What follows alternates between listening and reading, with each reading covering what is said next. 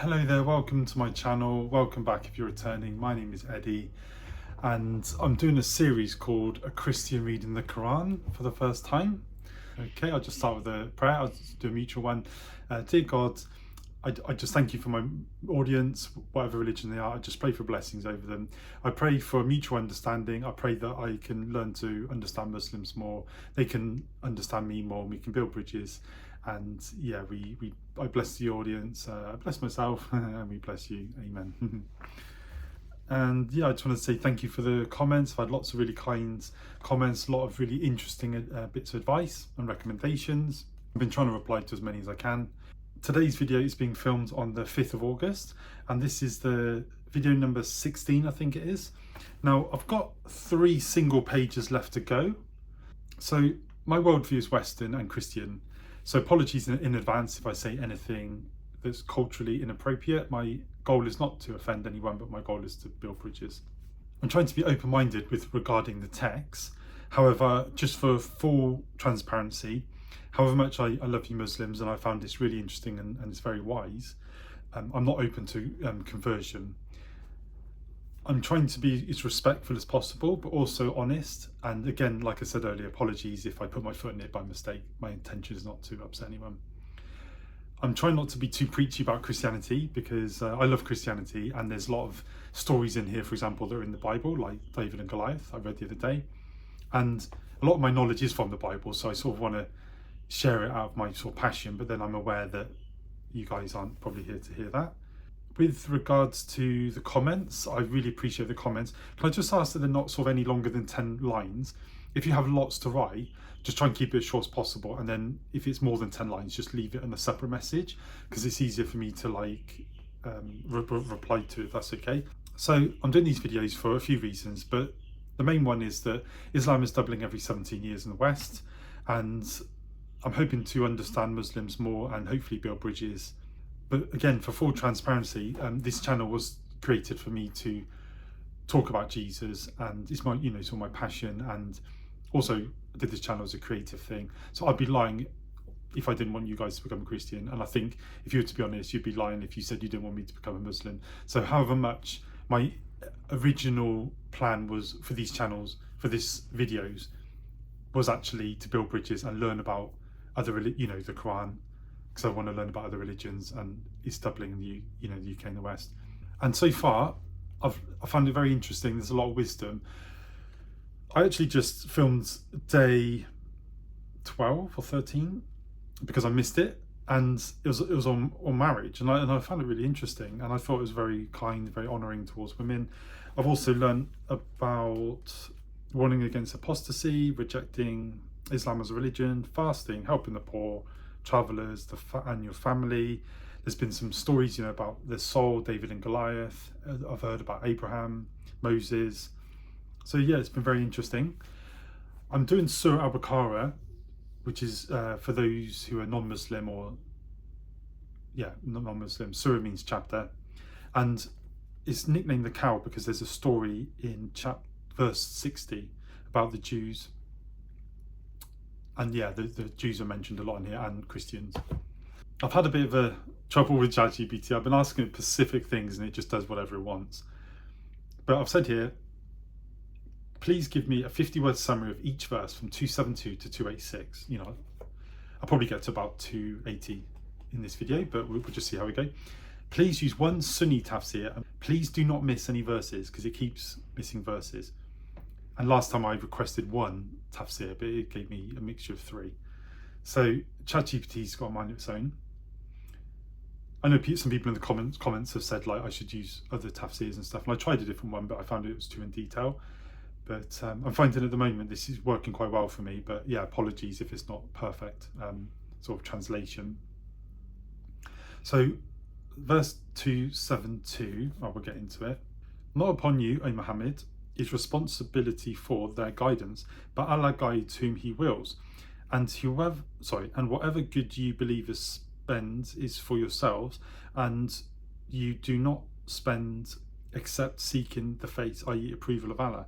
And whatever you spend of good, in the footnotes, wealth, property, resources, time, effort, etc., it will be fully repaid to you, and you will not be wronged. So the Sunni Ibn Kathir says, "You are not responsible for guiding people, only Allah guides.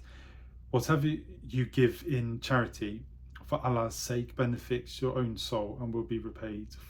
You will not be wronged." Yeah, we have a similar principle in the Bible. Luke 6:38, I just typed into ChatGPT. It says, "Give and it will be given to you, good measure, pressed down, shaken together, running over, will be put into your lap. For with the measure you use, it will be measured back to you." Awesome. So, verse 273. Charity is for the poor who have been restricted for the cause of Allah, unable to move about in the land. An ignorant person would think them self-sufficient because of their restraint, but you will know them by their characteristic sign. They do not ask people persistently or at all, and whatever you spend of good, indeed Allah is knowing of it. 273. Sunni Ibn Kathir. Charity is particularly for those who strive in Allah's way, unable to roam the land for livelihood. They seem self-sufficient because they don't beg, yet their need is real. Allah is fully aware of all good you spend. Cool, nice. Nice verse on charity. Awesome. 274. Those who spend their wealth in Allah's way by night and by day, secretly and publicly, they will have their rewards with the Lord, and no fear will there be concerning them, nor will they grieve. 274. Those who spend at night and day secretly, sorry, this is the Sunni one, and publicly have their rewards with their Lord, there is neither fear nor grief for them. That's Quran.com. So, ChatGPT's just giving me a load of different ones again. And, oh gosh, ChatGPT has just clumped 275 to 281 together. Usury and charity cluster. My goodness. Just as well I'm not paying for ChatGPT, I'll be asking for a refund. 275. Those who consume interest, i.e. wealth, resources, time and effort, cannot stand on the day of resurrection except as one stands who is being beaten by Satan into insanity. Hang on. Those who consume interest, i.e. wealth, resources. Oh no, sorry. Those who consume interest, included in that on commercial as well as consumer loans, cannot stand on the day of resurrection, except as one stands who is being beaten, except as one who stands is being beaten by Satan into insanity. Wow, that's interesting. Indeed, in that given on commercial as well as consumer loans, right? So you're not supposed to make interest on loans. I heard that because there's Islamic banks, isn't there? That is because they say, in speech marks, trade is just like interest. But Allah has permitted trade and has forbidden interest. So whoever has received an admonition from his Lord,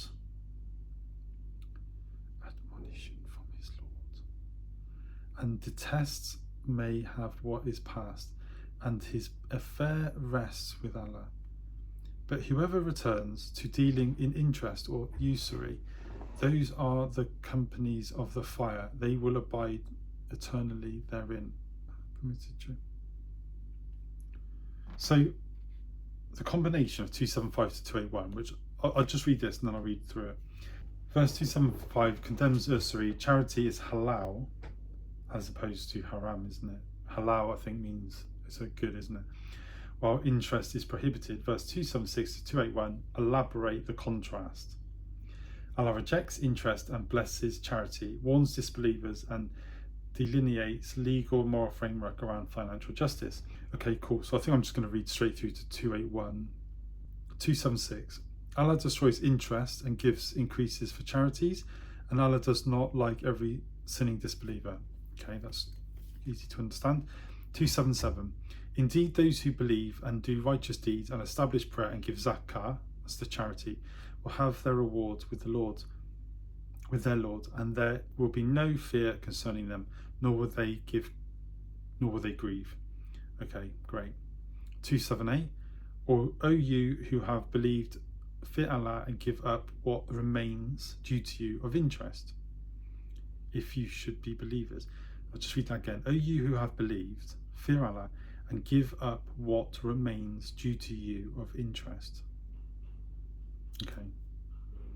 279. And if you do not, then be informed of a war against you from Allah and his messenger. But if you repent, you may have your principle. Thus, you do no wrong, nor are you wronged. Okay, 280. And if someone is in hardship, then let there be postponement until a time of ease. But if you give from your right as charity, then it's better for you if you only knew. Someone is in hardship, and let there be postponement until a time of ease. Okay, but if you give from your right as charity, then it is better for you if you only knew. Oops, my light's gone out.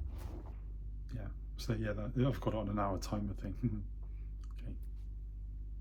Oh, I'll read 281 and fear a day when you will be returned to Allah.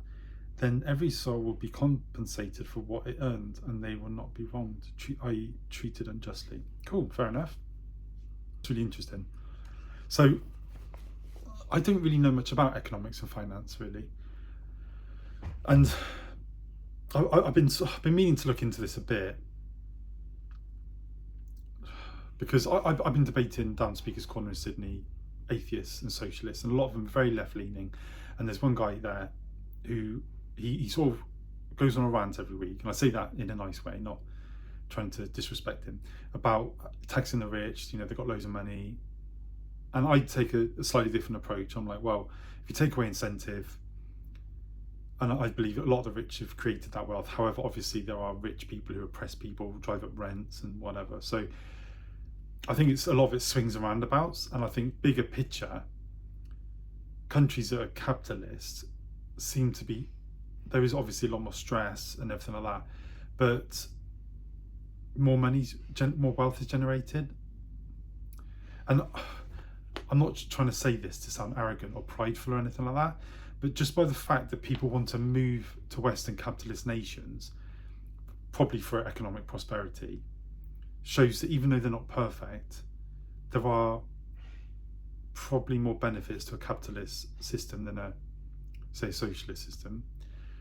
Now, in relation to interest, I'm not really sure how that all fits in, because I imagine interest is a very capitalist thing.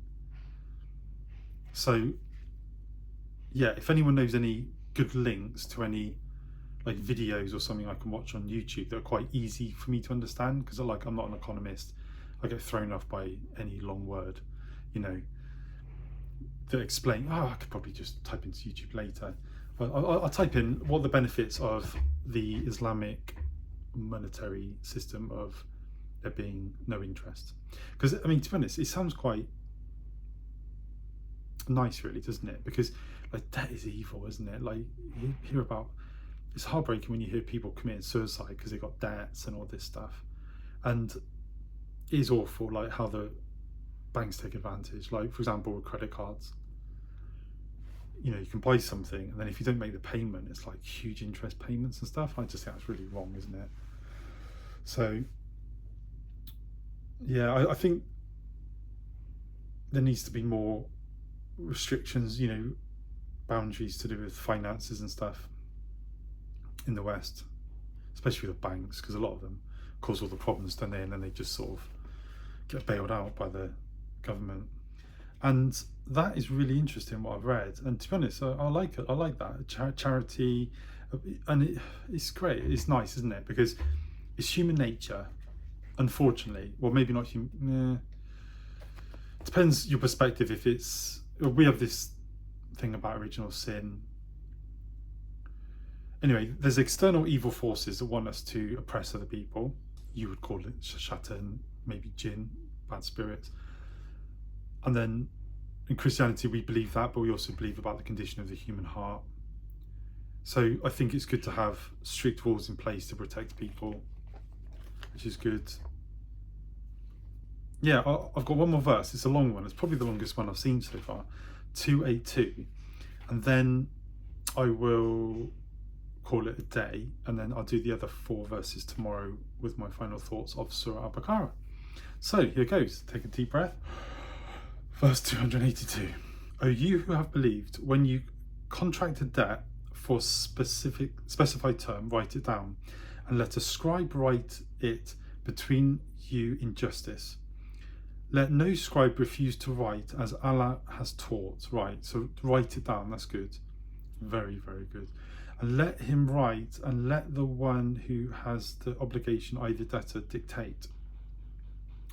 And let him fear Allah, his Lord, and not leave anything out of it. Good. Always be aware of God watching, and do not leave anything out of it, and get it down on paper. But if the one who has the obligation is of limited understanding or weak or unable to dictate himself, then let his guardian dictate in justice. Okay? And bring to witness 2 witnesses from among your men. That's good. Wise. And if there are not 2 men available, then a man and 2 women from those who you accept as witnesses. Great.